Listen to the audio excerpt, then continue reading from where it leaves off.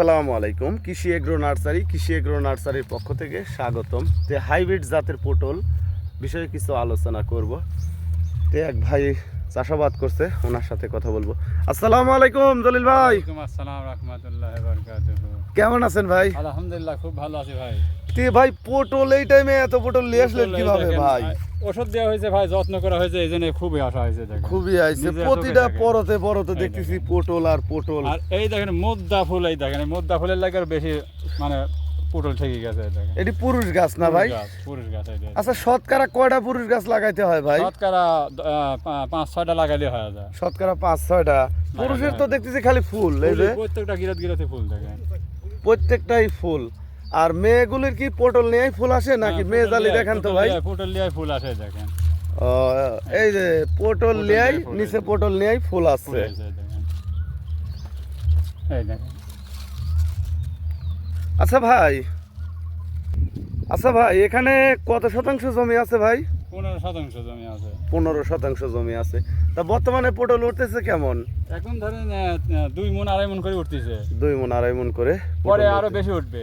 পরে দেখা যায় যে পুরো সিজনে যায় কেমন পটল ওঠার আশাবাদ করা যায়? 11 মণ 10 মণ এরকম করে উঠবে। 11 মণ 10 মণ করে সিজনে যা পটল আসবে।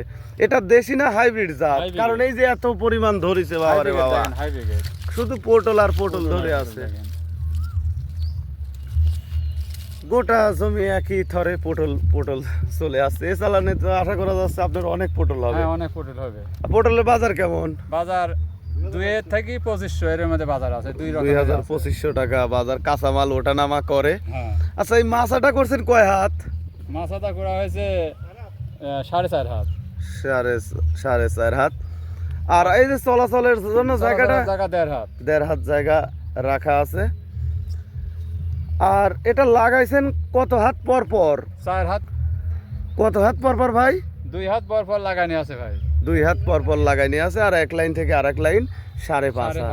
5.5 হাত।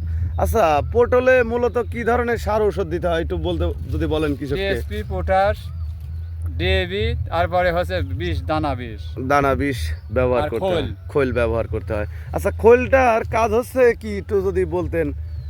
খোল কাজ হলে ধরেন চেয়ারা খুব ভালো, মানে তেল দিলে চেয়ারা হবে, গাছের চেয়ারা হবে, পুটলের চেয়ারা হবে, সব দিকে ভালো, মানে চেয়ারা ভালো হবে। তো ভিউয়ার্স, আপনারা যদি এই জাতের চারা যদি সংরক্ষণ করতে চান, আচ্ছা ভাই আপনার কাছে কি চারাটা আছে ভাই? হ্যাঁ ভাই, প্রচুর চারা দেওয়া যাবে, আপনারা যোগাযোগ করলে দেওয়া যাবে। যোগাযোগ করলে আপনারা চারা সংরক্ষণ করতে পারবেন। তো ভিডিওটি লাইক দিবেন, শেয়ার করবেন, আর আমাদের পাশে অবশ্যই থাকবেন। আসসালামু আলাইকুম।